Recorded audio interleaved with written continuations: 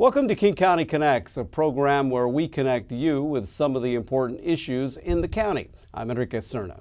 We're talking today with King County Sheriff John Urquhart. It has been a little more than a year since he was elected to the department's top office. We want to get his insight on the challenges, changes, and the department's future. Thanks very much for joining us, Sheriff. Well, you know, it's been an interesting time for you because you were elected to the post and then immediately had to run again. It was almost kind of confusing. Explain that. I did. Well, I ran for the last year of Sue Rahr's term because she retired early. So there was an open term and that has to go up for election. So I ran for that year to be the sheriff for a year, but then I had to run again for the normal standard 4-year term, which was last year, and I was in the election, of course, was in November of 2013. So now we are in the first year of your full 4-year term. Basically the first month of my full that's right. 4-year term, Yeah. exactly. We'll talk about that as you come in, and you know you got to run again, and then obviously you did, and you got elected. But with what you wanted to try to accomplish, bringing change or establishing some stability in the department, what kind of a challenge is that?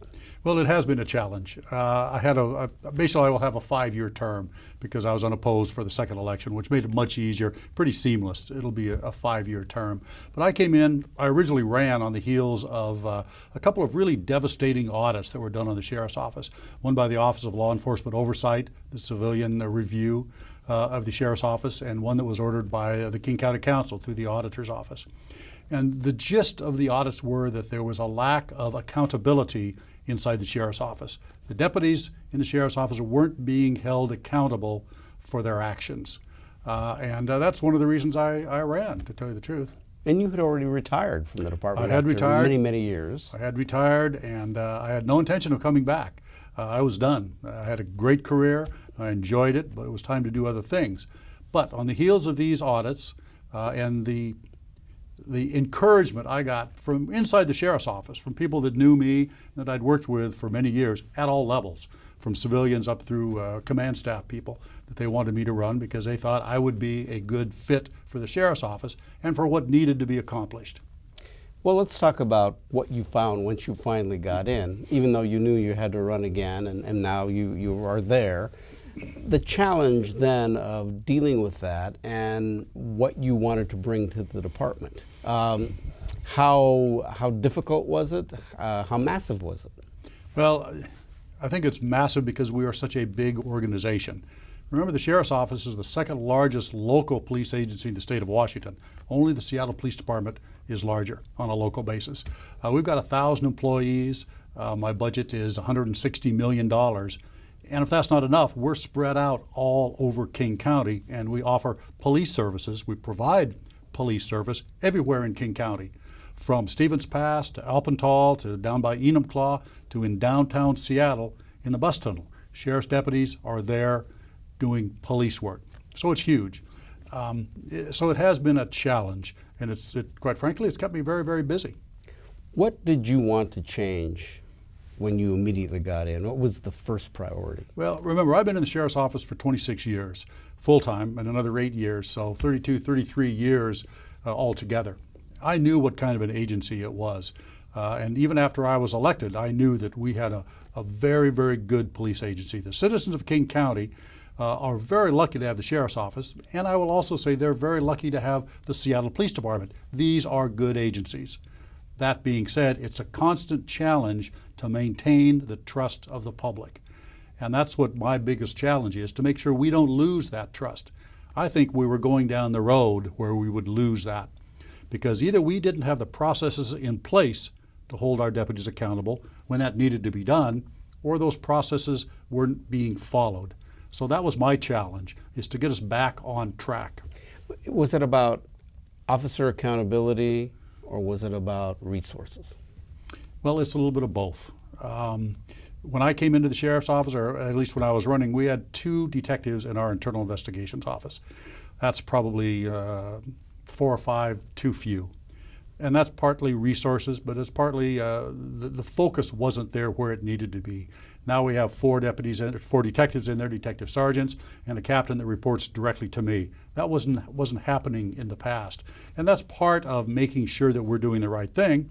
and reassuring the public. So resources is part of it. Remember, we've lost 150 positions from just unincorporated King County. These are commissioned police officers in the last 4 or 5 years. All about budget? All about budget. It's all about budget. And we're trying to build that back up again.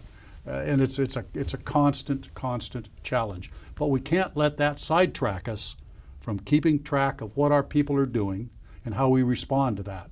I mean, 99.5% of our deputies do a fantastic job day in and day out, but there's always a few.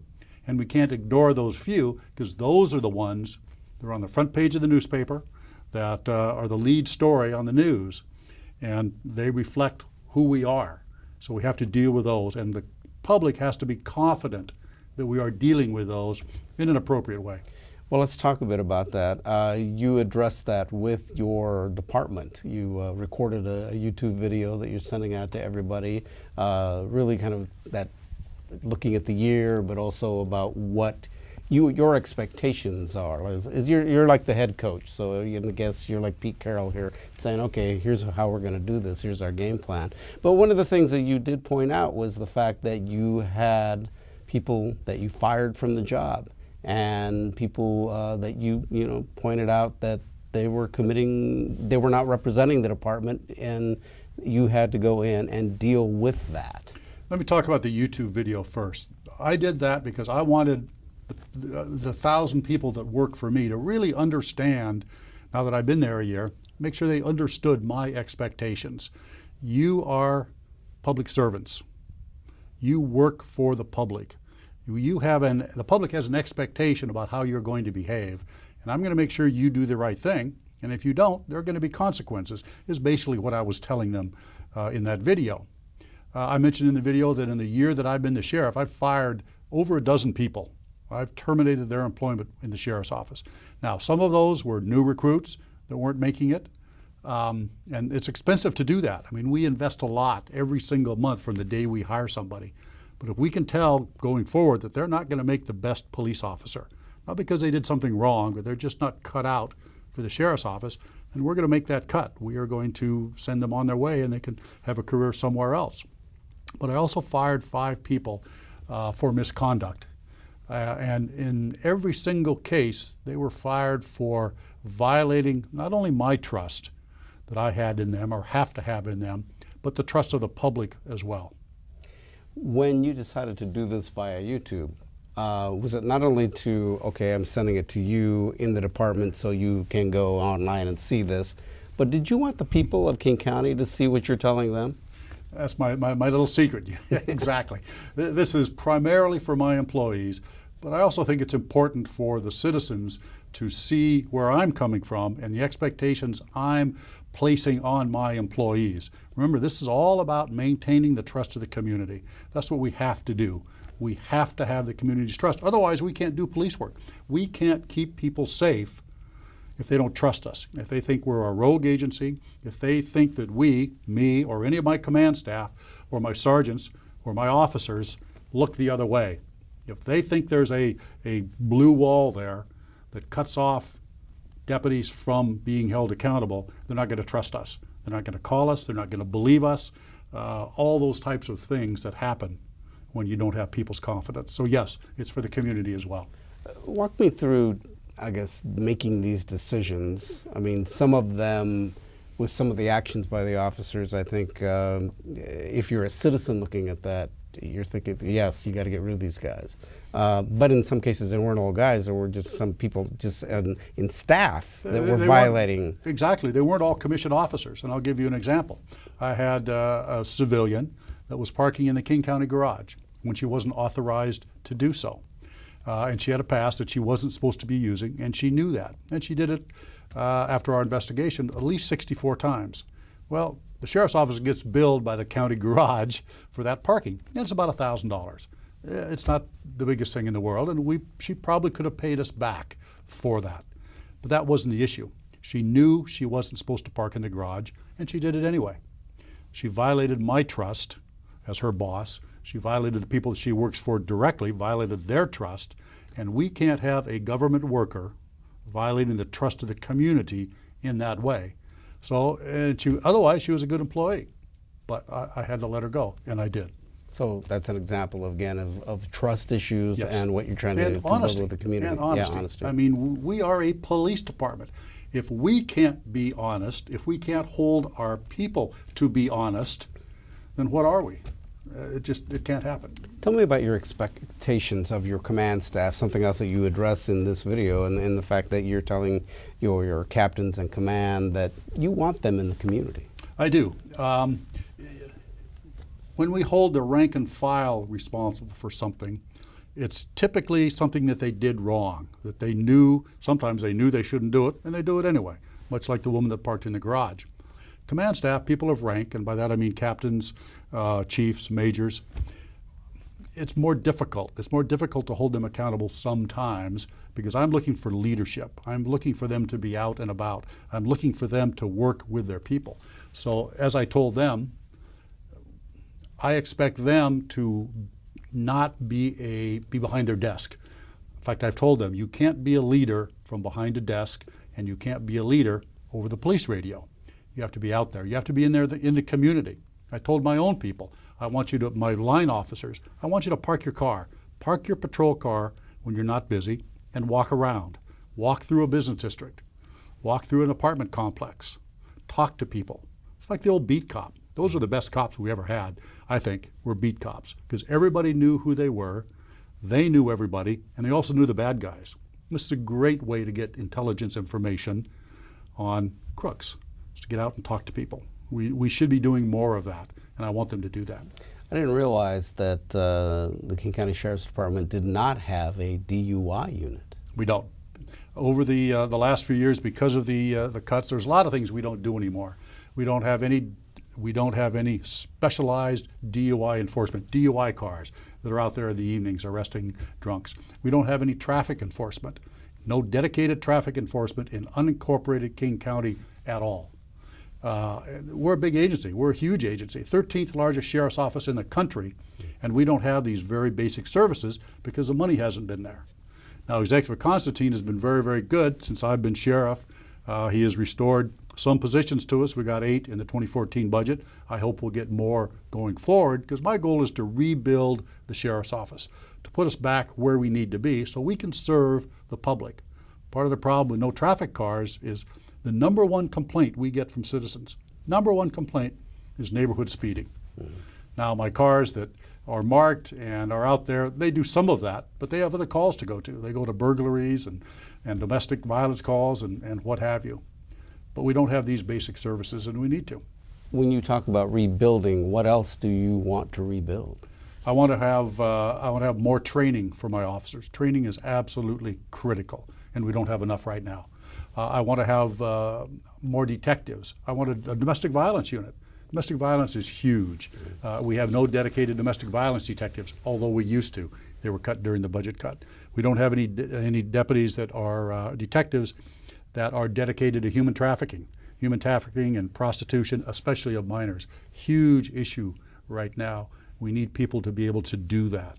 But it's a question of building the sheriff's office back up. I know there's no money. I know we're just coming out of a recession, but things are getting better. And I really want to work very closely with the executive and the county council to make sure that happens. Seattle Police Department undergoing a lot of scrutiny with the federal government and the Justice Department. King County Sheriff's Department, how does it avoid going down that road? The Seattle Police Department ended up where they are now, as good of an agency as they are, because they lost the trust of the community for whatever reason. And we could talk about that forever, why they lost that trust, but they did. They had community organizations that did not trust the Seattle Police Department, and that's a shame. That's where I don't want to go. And SPD has done a great job of regaining that trust. They're really doing all the right things. They have good leadership there, and I'm confident that they will get over this hurdle.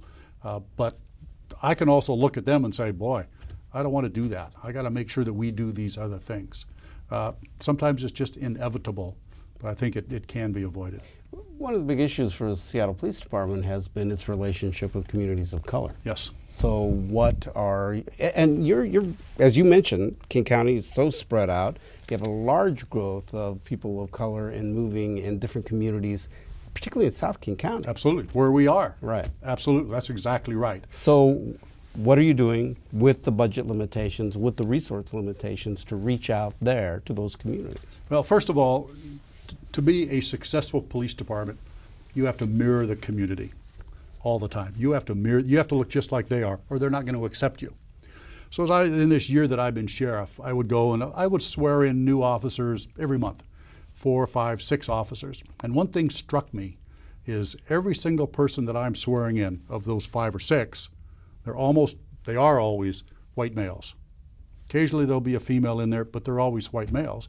And they're always from the military. They have a military background. I'm thinking to myself, why is this? Why is that all I'm getting here? Are we recruiting in the wrong places? What's happening here? And as I looked at it, I remembered that they all have to take a civil service test. That's state law.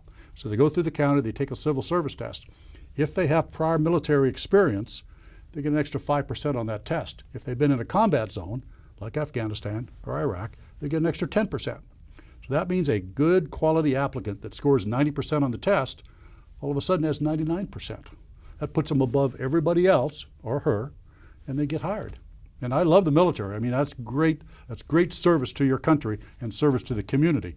But I don't want a whole police department full of white males that came out of the military, quite frankly. So what I've done is I went to the Civil Service Board and I said, I want an extra 10% on somebody that spent 2 years in the Peace Corps. Because again, that's great service to your community. Right. And they agreed. Doesn't cost a thing. So now that will put them on the people that have the Peace Corps service on the same level as the military. Now I told them, I want an extra 10% on their civil service score if they speak a second language. Now think about that. You look at all the communities that we have where English may not be their first language. Certainly it wasn't their parents' first language. And I think that is really, really going to help. We just hired our first Spanish-speaking recruit that got that extra 10%. And I'm really excited about this program because it's a long time in coming. Nobody else is doing it. Yeah. No other police agency in the state is doing that. I'm really pleased with that. That's going to help us get a different type of recruit coming in, and it's going to help us mirror the community because that is so important. Do other departments around the state or elsewhere in the country, do they do that? No. Have they done that kind of outreach? Not that I'm aware of. They've never done it before. Right. That being said, Seattle Police Department is now starting to do that. They like what we're doing. So. For you, as you are dealing with this job, having gone away, come back, I mean, you could have gone away and like a bad played penny. golf. Yeah, but you could have relaxed a little bit more. What drives you, I guess, to stay with this, considering the fact that you didn't have to come back? I love the sheriff's office. I love police work. Second career for me, but I really do enjoy it. And what I really love is the people that work for the sheriff's office. It's the finest group of people I have ever met in my life. They are tremendous. My people do more with less because of the cutbacks than any other police department you'll ever find. And they do it day in and day out. They do a tremendous, tremendous job. And it's an honor and it's a pleasure to be their sheriff. I just love doing it. What do you want from the community, I guess, to help the department? Understanding, I guess. But I don't really ask much more than that. It's our job to be part of the community. It's not their job to be part of the sheriff's office. It's our responsibility. I take that responsibility very, very, very seriously. Again, it's an honor and a privilege to be a police officer anywhere, and especially in the sheriff's office. And it's an honor to work in those communities and help them out, make them better places. What is your biggest challenge, I think, from a resource standpoint going ahead, knowing that you have such strong budget limitations and what you see? I mean, we're looking at we're the largest county in the state. Yep. And it's continuing to grow. It is. And the challenges are not going to go away. It's not. We're continuing to grow. We're a profitable county. We are the home of Amazon and Nordstrom and Starbucks and Microsoft and Boeing and on and on and on. We should have the resources for what we need. And not just the police department. you know, we talk so much about my budget and the police department's budget, but we need to talk about the social service budgets as well. And I said when I was running for office that I'm not going to fight with the social service agencies for those few dollars. I mean, I'll stand right there with them, and we'll divide that up equitably. I think that's real important, and we haven't always done that in the sheriff's office. It's all about me, me, me, and I want all that money. Well, the social service agencies in the community are just as important as we are. There needs to be an equitable division of what dollars that there are out there. And the reality of much of what happens and what they're working on and in the communities has a lot to do with public safety. It affects crime. Yeah. Absolutely, absolutely. That's exactly right. If you're a hammer, every problem is a nail, and not every problem is a nail. And so it can't be just the police that go out there and solve things. And for a long time, I think we, the police departments in general, have kind of had that attitude, and we've wanted all the money. That's not right. Is there one particular, or are there one or two social service issues that you see as the most important that you have to deal with as a department? I think mental illness is the big one, right? Because it's everywhere we go. And the jails from that end. and that's exactly right. Right. Mental illness is huge because too often the people that we use deadly force on have a mental illness problem. It's hard to separate mental illness from alcohol and drugs because I think they're all intertwined there. So those three are the biggest problem that society faces. And if society faces those problems, then we at the sheriff's office, we at the police department face those problems as well. But really mental illness. Washington State does not do a very good job with helping folks that are mentally ill. And it makes it very difficult for us, and that needs to change, probably at a legislative level and with money as well. And probably what a lot of people don't understand or maybe know is that the King County jail system houses a huge amount of people that have mental illness problems. That's right. Which means that your officers have to deal with that. We have to take them to jail, and they're not treated in jail, at least not very well. That's not the place for people that are mentally ill. Let's face it, any more than it's in a hallway at Harborview or any other hospital for too long. That's not how to treat them. How does the change with the marijuana laws affect what you do? Well, so far it's been fine. You know, the stores haven't opened yet, and we get some people that are smoking in public. And what I've told my deputies is, we're not going to ignore that. We're not going to look the other way. If somebody is smoking marijuana in public, we're going to ask them not to do that, or we're going to write them a ticket, just like we do. And it's $103. It's a pretty good sized ticket. Yeah. But the public, when they passed Initiative 502, was very clear about a lot of things, not the least of which is they don't want people smoking in public, smoking marijuana in public. So we're not going to let that happen. I think it was a good law. I supported Initiative 502. I think yes, it's an experiment. We'll see how this works out. The whole country is watching Washington and Colorado to see how this works. So I supported it, and I'm cautiously optimistic. As you look at how the rollout on all of this, and they're still trying to figure out much of how all of this is going to work. I think it's going to be very fluid. What do you see the biggest challenge for law enforcement? The biggest challenge, I think, is right now, and 502 didn't address it, of course, is medical marijuana. And there's two bills in the legislature now that hopefully will deal with that. Medical marijuana, or regular marijuana, recreational marijuana, I think that 502 is a great law. It was very well written. The public has spoken. They passed it 63% in King County, 55% in the state.